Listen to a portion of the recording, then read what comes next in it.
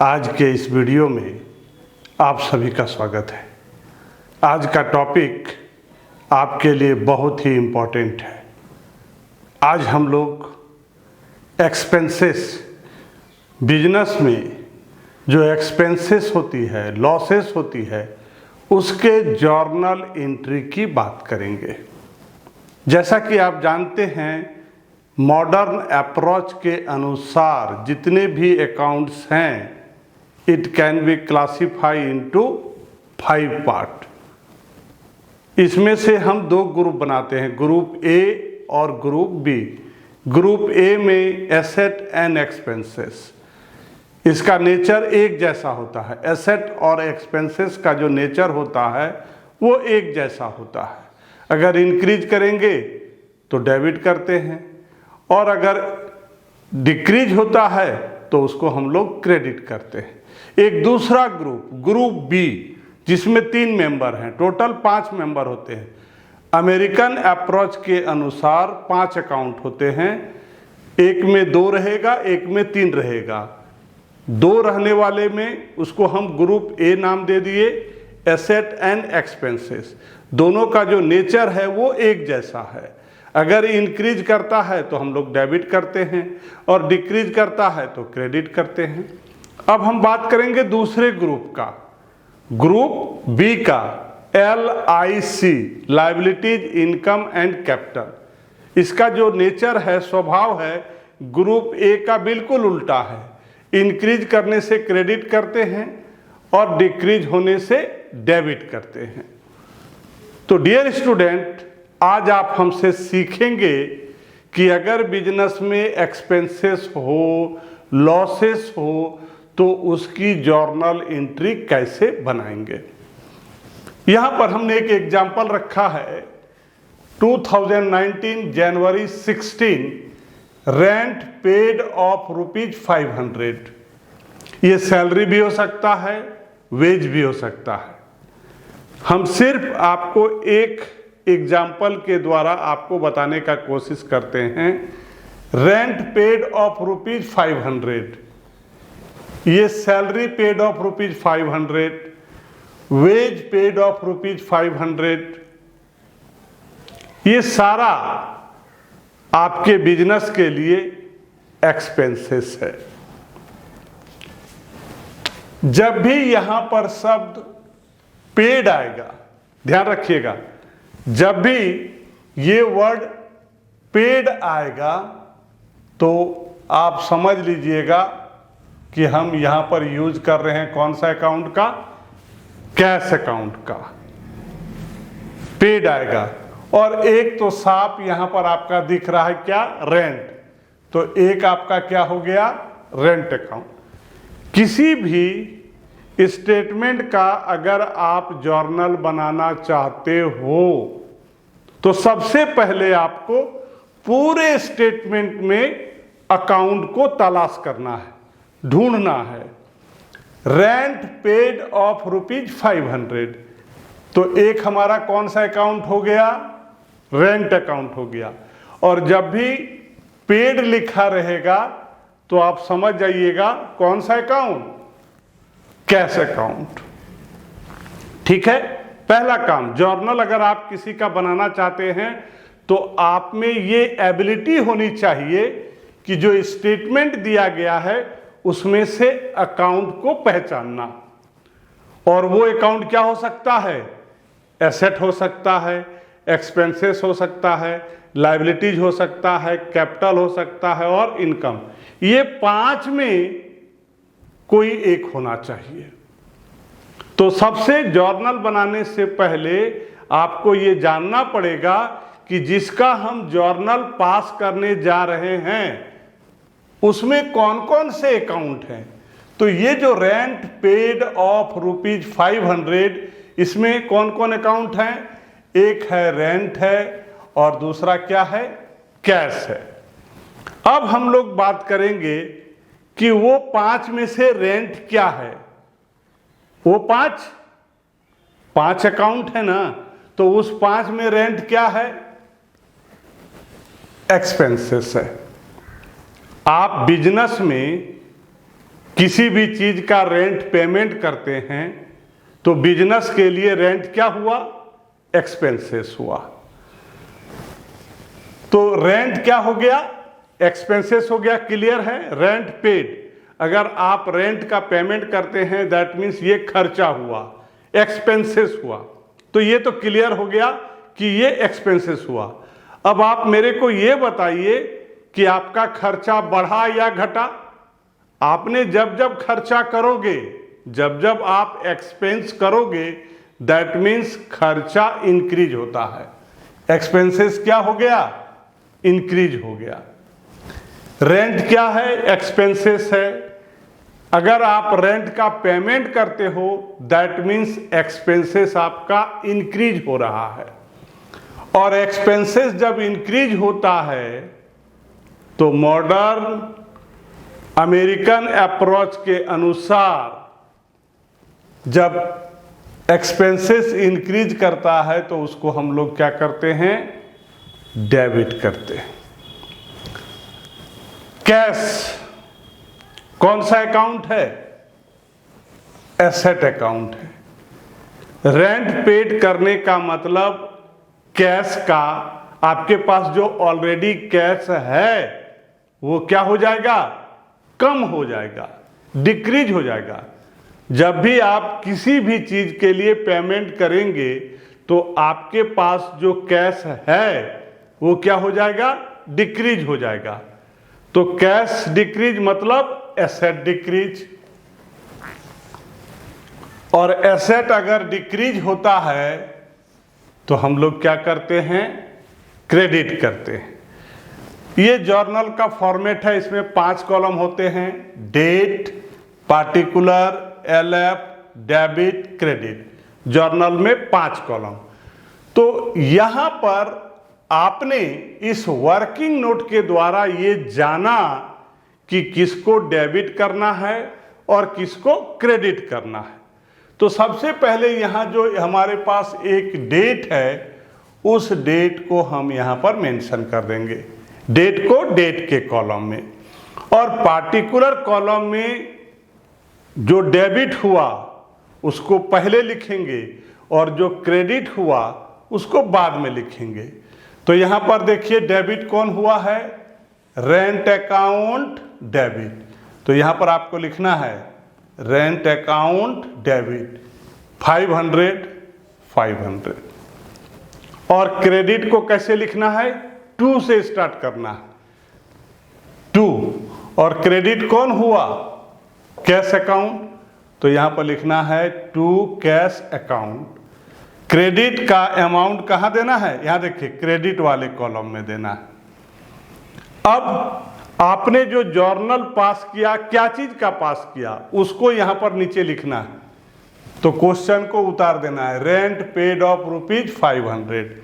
यहां पर rent paid of ₹500। Next example देखते हैं एक्सपेंसेस का। 2019 January 17 salaries of rupees paid by cheque. यहां पर भी पेड है लेकिन पेमेंट कैसे करना है? चेक से करना है। तो जब जब चेक की बात आएगी तो आप क्या लिखोगे? Bank account. बैंक में आपका पैसा है ना, तो जब चेक दीजिएगा तो बैंक से पैसा निकलेगा या आएगा। तो जब भी क्वेश्चन में चेक रहेगा तो कौन सा अकाउंट? Bank account. और एक तो साफ झलक रहा, ये क्या है? सैलरीज है। तो एक हमारा हो गया सैलरीज अकाउंट। तो हमने अकाउंट सेलेक्ट कर लिया, एक सैलरी अकाउंट और दूसरा बैंक अकाउंट। सैलरी बिजनेस के लिए क्या है? एक्सपेंसेस है। सैलरी बिजनेस के लिए क्या है? एक्सपेंसेस है। तो जब आप सैलरी का पेमेंट करेंगे तो एक्सपेंसेस आपका क्या होगा? इंक्रीज होगा। इसलिए एक्सपेंसेस को हमने क्या किया? इंक्रीज किया। और जब एक्सपेंसेस इंक्रीज करेगा, जब एक्सपेंसेस इंक्रीज करेगा तो अमेरिकन अप्रोच के अनुसार उसको हम लोग को क्या करना चाहिए, डेबिट करना चाहिए। दूसरा हमारा है बैंक अकाउंट। बैंक का मतलब कैश एट बैंक।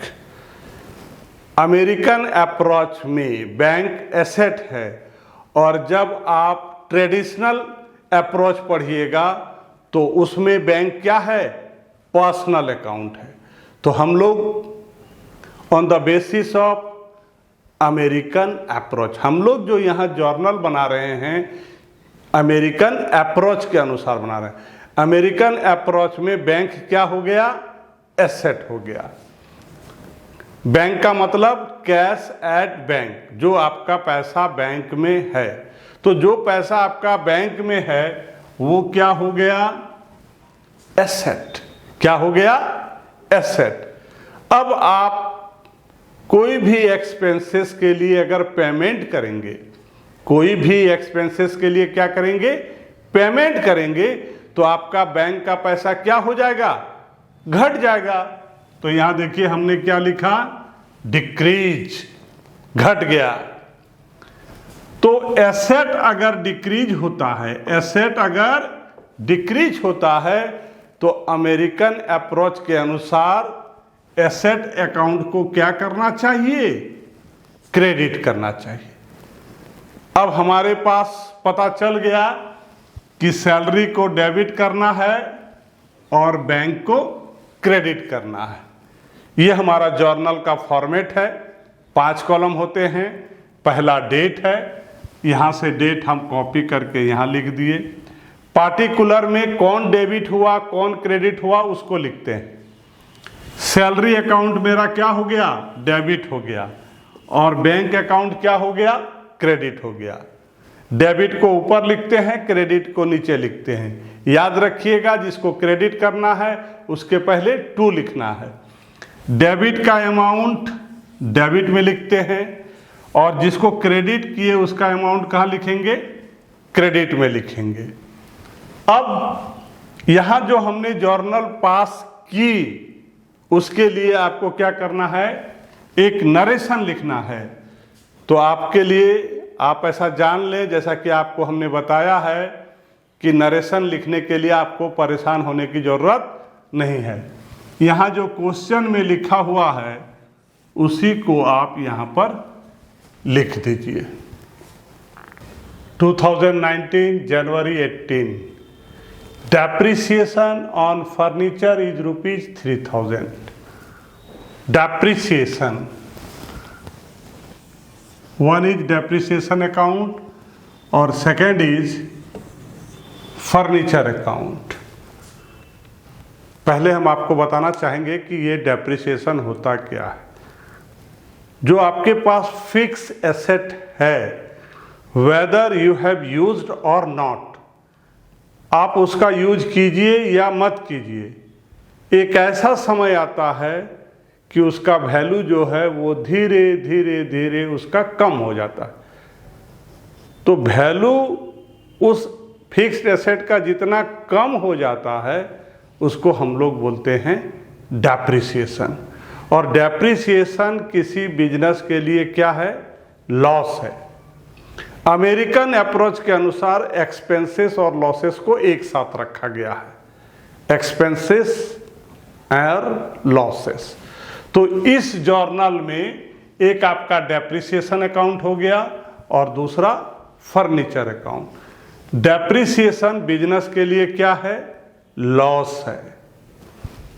और यहाँ पर बिजनेस में लॉस क्या कर रहा है, लॉस क्या कर रहा है, इंक्रीज कर रहा है। तो जब लॉस हमारा इंक्रीज करेगा तो ऐसे अकाउंट को हमको क्या करना चाहिए, डेबिट करना चाहिए। दूसरा अकाउंट हमारा है फर्नीचर, जो बिजनेस का क्या है, एसेट है। तो जब एसेट के वैल्यू में डिक्रीज होगा, कब डिक्रीज होगा, डेप्रिसिएशन में क्या होता है, उसका वैल्यू कम हो जाता है। धीरे धीरे एसेट के वैल्यू में क्या हो जाता है, डिक्रीज हो जाता है, जिसको हम लोग डेप्रिसिएशन बोलते हैं। और जब किसी फिक्स एसेट में डेप्रिसिएशन हो, दैट मीन्स एसेट का वैल्यू क्या हो जाएगा, डिक्रीज हो जाएगा। और एसेट जब डिक्रीज करता है तो हम लोगों को क्या करना चाहिए, उसको क्रेडिट करना चाहिए। इस वर्किंग नोट से हम लोग को पता चल गया कि किसको डेबिट करना है, किसको क्रेडिट करना है। डेप्रिसिएशन अकाउंट को डेबिट करना है और फर्नीचर अकाउंट को क्रेडिट करना है। यहाँ से हम एक डेट लेंगे और पहले डेबिट, डेप्रिसिएशन अकाउंट डेबिट और अमाउंट भी डेबिट में 3000, और जो क्रेडिट है उसको 2 दे करके लिखना है, टू फर्नीचर अकाउंट क्रेडिट। और नरेशन के लिए क्या करना है, क्वेश्चन को उतार देना है। Depreciation on furniture is ₹3000। 2019 January 18, Ravi, who owed us ₹10,000, is declared insolvent. Total amount as bad debts. Person whom sells goods on credit, they are calling as debtors. Ravi business के लिए डेटर है जिसको 10,000 का good cell किया गया था on credit. Now he will become a insolvent. That means a person whose liability is more than asset, उसको हम लोग इंसॉल्वेंट बोलते हैं। आप रवि से 10,000 का अमाउंट बिजनेस के द्वारा जो उधार में दिया गया था, अभी रवि इंसॉल्वेंट हो गया है। अब आपको उसमें से एक भी पैसा मिलने वाला नहीं है। दैट मीन्स ये जो 10,000 है, बिजनेस का 10,000 क्या हो गया, डूब गया। उसको हम लोग बोलते हैं bad debts, totally loss of the business.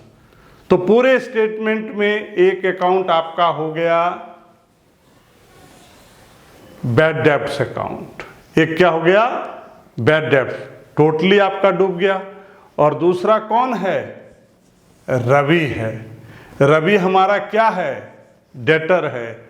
Debtor business का क्या होता है, एसेट होता है। और जब डूब गया, पैसा जब डूब गया, दैट मीन्स एसेट यहां पर क्या हो जाएगा, डिक्रीज हो जाएगा। और जब एसेट डिक्रीज होता है तो हमको क्या करना चाहिए, क्रेडिट करना चाहिए। बैड डेब्ट्स जो बिजनेस का क्या है, लॉस है। लॉस हमारा यहां पर क्या हो रहा है, इंक्रीज हो रहा है। बिजनेस में लॉस हमारा क्या हो रहा है, इंक्रीज हो रहा है। और जब लॉस इंक्रीज होता है तो उसको हम लोग क्या करते हैं, डेबिट करते हैं। Expenses and losses. अब हमको पता चल गया कि किसको डेबिट करना है, किसको क्रेडिट करना है। डेट के कॉलम में हम डेट लिख देंगे, bad debts account debit, bad debts account debit, amount debit में। रवीज अकाउंट क्रेडिट, टू रवीज अकाउंट क्रेडिट में। जो क्वेश्चन है यहां पर कॉपी कर देंगे नरेशन के लिए। Next journal entry, outstanding salary of ₹2000, outstanding of salary ₹2000। सबसे पहले आपको जानना है कि ये आउटस्टैंडिंग है क्या। 1 अप्रैल से लेकर के 31 मार्च तक नेक्स्ट ईयर का, ये आपका अकाउंटिंग ईयर हुआ। अगर आपने किसी को काम करा करके और 31 मार्च तक सैलरी नहीं दिया, कुछ दिया कुछ नहीं दिया, सपोज कीजिए उसका जो सैलरी है पर मंथ 1000 है, तो 1 ईयर में आपको उसको पेमेंट करना था 12,000। आपने उसको 10,000 पेमेंट कर दिया, अभी भी 2,000 देना बाकी है। तो अभी भी जो 2,000 देना बाकी है, that is called outstanding. Clear है। एक बंदा आपके फॉर्म में बिजनेस में काम किया, उसकी सैलरी पर मंथ 1,000, एक अकाउंटिंग ईयर में आपको पेमेंट करना है 12,000। But still you have paid 10,000 only. आपने सिर्फ 10,000 पेमेंट किया। दैट मीन्स इस अकाउंटिंग ईयर में जो 2,000 है वो आपका क्या हो गया, आउटस्टैंडिंग। और हमेशा याद रखिएगा कि अगर आपसे कोई पैसा पाता है और आप नहीं देते हो तो आपके लिए वो क्या है, लायबिलिटी है, कर्जा है। क्या है, लायबिलिटी है। तो पूरे स्टेटमेंट में दो है, एक हो गया हमारा आउटस्टैंडिंग सैलरी और दूसरा हो गया सैलरी। आउटस्टैंडिंग बिजनेस का क्या है, लायबिलिटी है। मैंने अभी आपको समझाया, आपने किसी को काम करा करके उसका पेमेंट पूरा नहीं किया, आपके लिए वो अमाउंट क्या है, लायबिलिटी है। और आपने पेमेंट नहीं किया तो आपके बिजनेस में ये लायबिलिटी क्या हो गया, इंक्रीज हो गया। आपका सर का दर्द बढ़ गया, इंक्रीज हो गया। और जब लायबिलिटी इंक्रीज होता है तो उसको हम लोग क्या करते हैं, क्रेडिट करते हैं। दूसरा सैलरी है, ये बिजनेस का क्या है, एक्सपेंसेस है। यहाँ पर बिजनेस में एक्सपेंसेस क्या हो रहा है, इंक्रीज हो रहा है। तो एक्सपेंसेस जब इंक्रीज होता है तो क्या करना चाहिए, डेबिट करना चाहिए। अब हमको पता चल गया कि किसको डेबिट करना है, किसको क्रेडिट करना है। यहाँ से ये डेट हम यहाँ पर ले लेंगे और सैलरी अकाउंट डेबिट यहाँ लिखेंगे, सैलरी अकाउंट डेबिट और 2,000 डेबिट में लिख दिए। Outstanding salary account credit to outstanding salary account, amount कहाँ पर, क्रेडिट में। अब यहाँ पर narration, outstanding salary of rupees 2,000। Dear student, अगर आपको मेरी वीडियो अच्छी लगती है तो वीडियो को लाइक कीजिए, शेयर कीजिए, कमेंट कीजिए और चैनल को सब्सक्राइब। Thank you.